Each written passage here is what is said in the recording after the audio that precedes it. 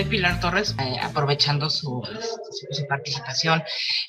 La he estado leyendo, doctora, y acabo de pasar por un momento en el que habla de curiosidad, inspiración y compromiso, ¿no?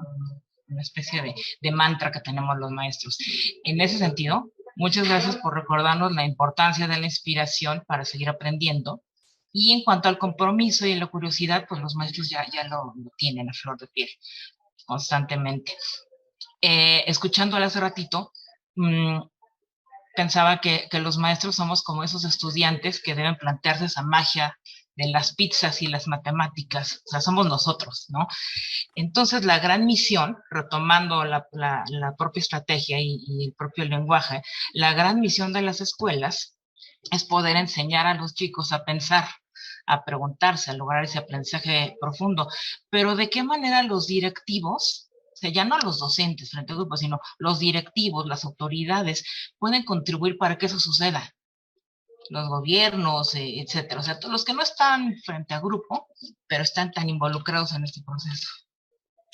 El rol de los directivos es esencial para que la escuela se convierta en una comunidad de aprendizaje donde lo que sucede en cada aula o lo que queremos que suceda se refleje en la cultura institucional también entre colegas, y también mantener la coherencia del enfoque y de la búsqueda de cuál es el gran propósito de la experiencia que los estudiantes están teniendo desde que entran hasta que salen de la escuela. Todos esos años sea coherente y vaya en esta dirección que mencionaba de generar aprendizaje para la vida, una escuela que prepare para tener y sostener un proyecto de vida propio, con herramientas y en libertad. Y entonces ahí, de hecho, algo que me pasa como investigadora es que cuando entro a una escuela, enseguida paso la puerta y creo que ya puedo decir qué sucede con el equipo directivo, donde hay escuelas donde ya se respira esa comunidad de aprendizaje entre colegas y al interior de cada aula,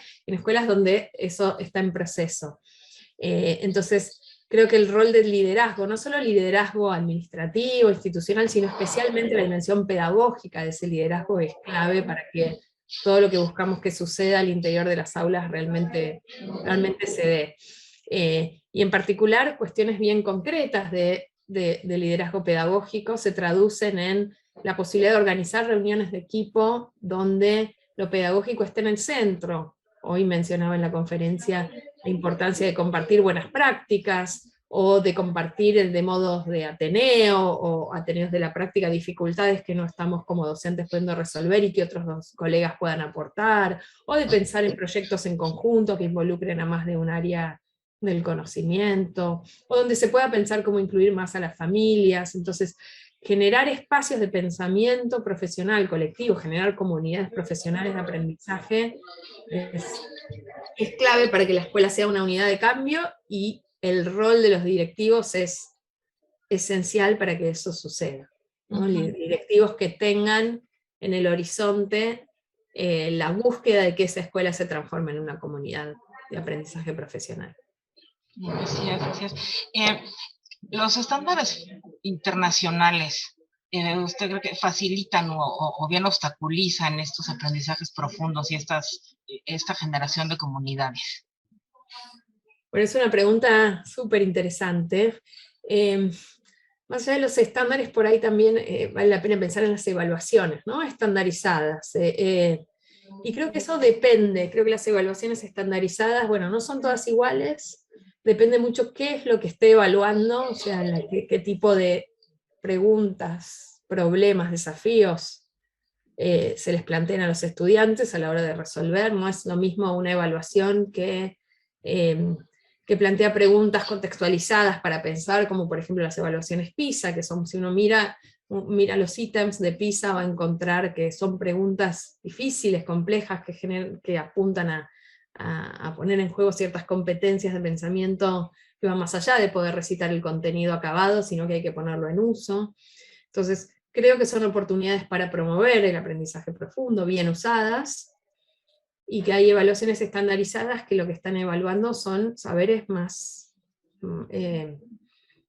superficiales, o más basados en declarar contenido, y no necesariamente apuntan a a recoger evidencias de comprensión. Entonces, primero esto, no necesariamente las evaluaciones son todas iguales, y lo más importante es cómo se usan. Creo que son buenas orientadoras de política educativa, de poder darnos cuenta, pensando en el sistema educativo, dónde poner el foco, qué escuelas necesitan más apoyo, y que en ese sentido son positivas, y que tienen el gran riesgo de que mal usadas se conviertan en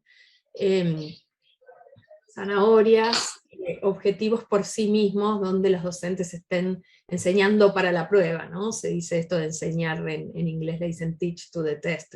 Cuando la prueba termina siendo como el gran objetivo es aprobar la prueba estandarizada, eso termina desvirtuando el gran sentido del para qué estamos educando. Efectivamente, el sentido es la palabra clave aquí.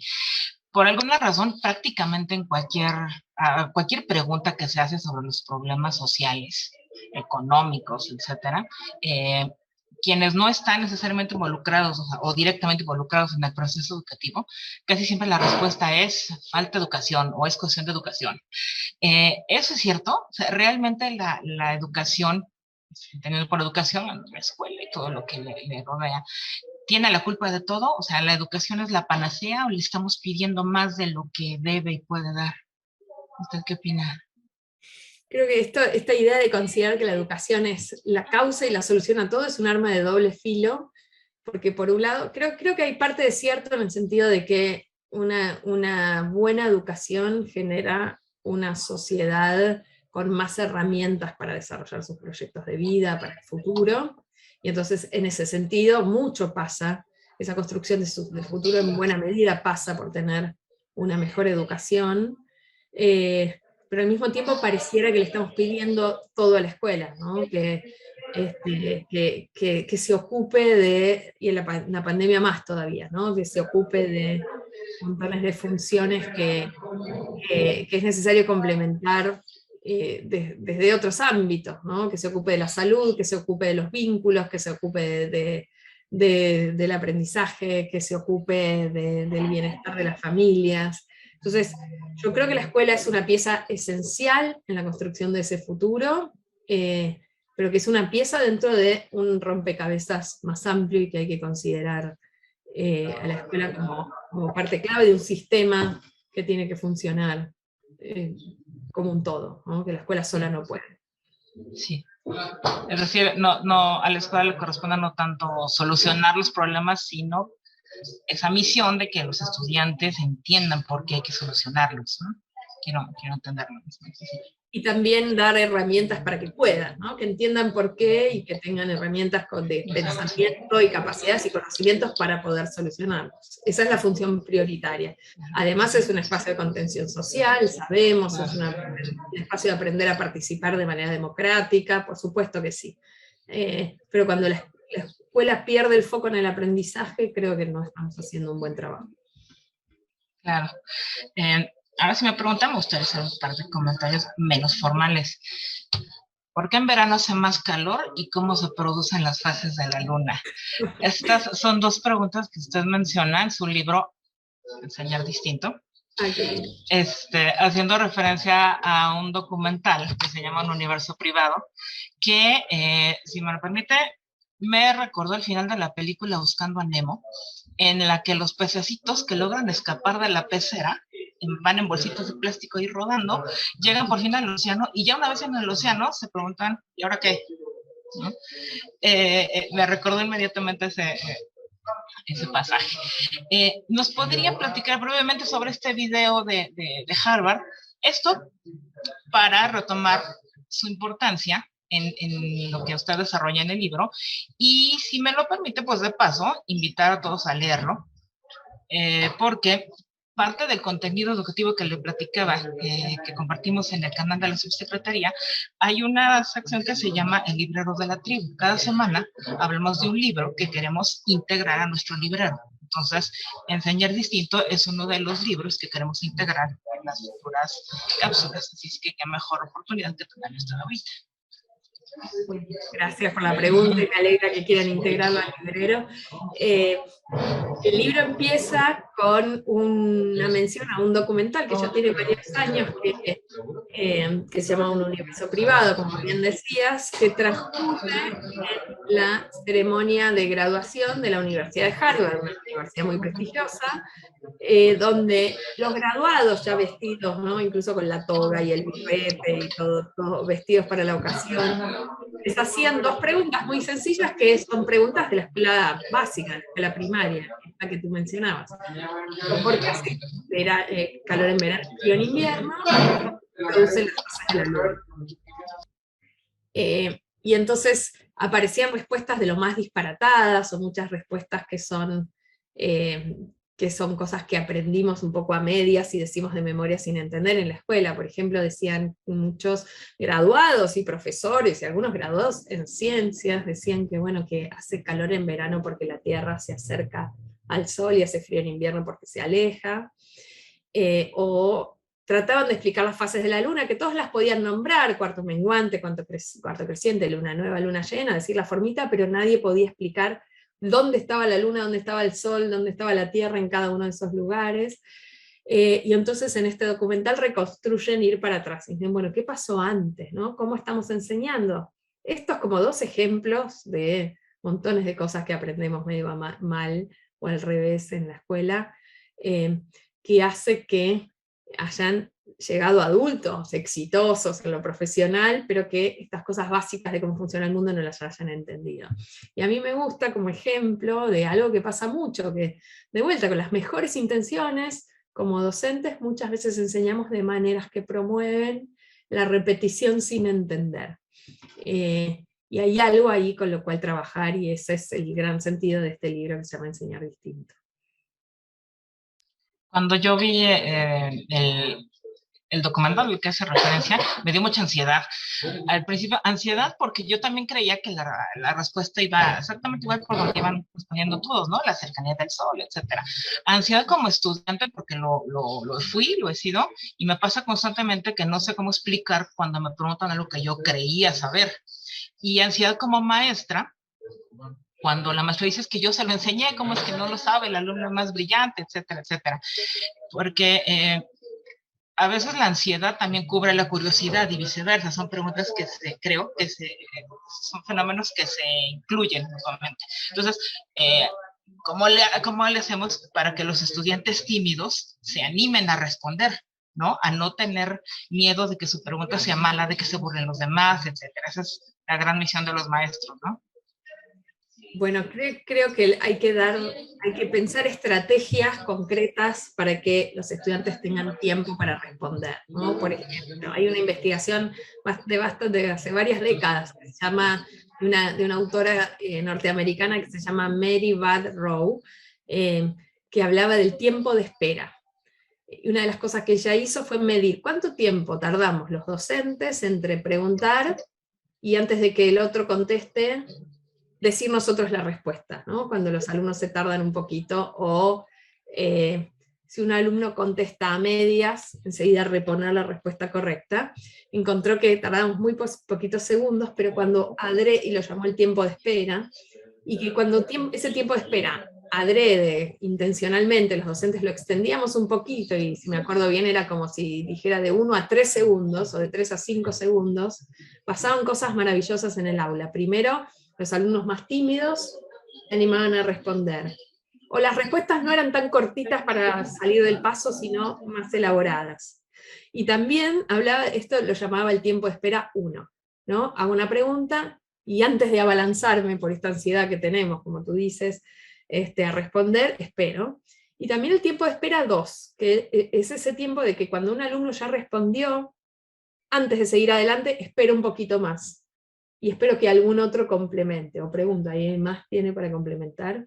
Y eso solo ayudaba a que algunas personas menos extrovertidas, o más tímidas, o que necesitan más tiempo para pensar, pudieran pensar. Entonces, hay algo del tiempo clave, poder generar tiempo y esperar para que quienes necesitan más tiempo para elaborar, elaboren. Y la otra es poder, antes de que todos respondan, dar un momento para que cada una pueda por escrito, o aunque sea pensándolo o escribiendo un par de palabritas, pueda responder.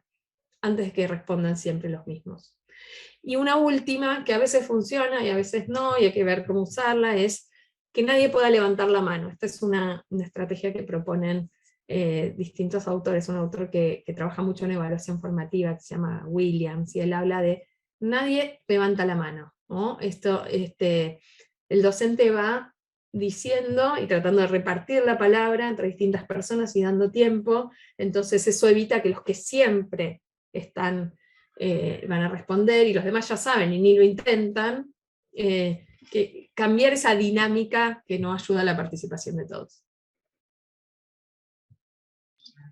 Fundamental esta idea de cambiar dinámicas y de dar este tiempo de espera, porque si no, nosotros mismos contribuimos a que se gesten esas ideas preconcebidas, ¿cierto? Que son las que después nos estorban. Ya para terminar, ya no quiero cansarla, ya abusé mucho de su tiempo. Tengo una duda. ¿Hay alguna idea preconcebida de estas de las que comenta al principio de su libro, con la que actualmente ahorita usted esté lidiando? ¿Cómo la está gestionando? Que nos pueda compartir, claro. Primero quiero aclarar, para quienes nos escuchan, a qué se debe que en las estaciones del año, para que si quieren lo van a buscar, pero lo primero para saber es que a veces creemos que la Tierra está lejos y cerca del Sol, cerca en verano y lejos en invierno, y en realidad la órbita de la Tierra es bastante circular, y lo que sucede si miran un globo terráqueo es que el eje está inclinado así, ¿no? Y entonces, a medida que va dando la vuelta por el Sol, hay partes que llega el Sol más directo, y en esas partes hacen calor y es verano, y a otras que les llega más oblicuo y es invierno. Eso solo para no dejarlos con la intriga. Yo estoy trabajando con una idea preconcebida que es difícil de construir, que es esta que llama Philippe Mérieux, el pedagogo francés, la teoría de la huella, que es esta idea muy arraigada de que con decir algo el otro lo aprende. Y es algo que creo que nos marca mucho el modo que enseñamos, porque si en el fondo sentimos que con explicar clarito alcanza, todo esto que estamos diciendo de que hay que innovar y pensar cómo enseñar distinto, no tiene mucho sentido, si nuestra convicción más profunda es que en realidad el gran rol del docente es explicar claro. Que por supuesto es parte del rol del docente, pero entender, de construir esta idea que viene de años y años de haber sido alumnos escuchando y tomando nota, si no la cambiamos, todo lo demás no vamos a tener esa necesidad de enseñar distinto. Claro, pues tomamos nota de todo lo que nos está diciendo, y de verdad espero con mucho gusto que lleguen las siguientes sesiones para seguir escuchando. Muchísimas gracias por este ratito que nos concedió, y ya pues hasta aquí la dejo. Muchísimas gracias, después le comparto el link del video para que lo vea. Le agradezco mucho su tiempo, doctora, gusto en conocerla. Un abrazo y nos vemos en la próxima. Gracias.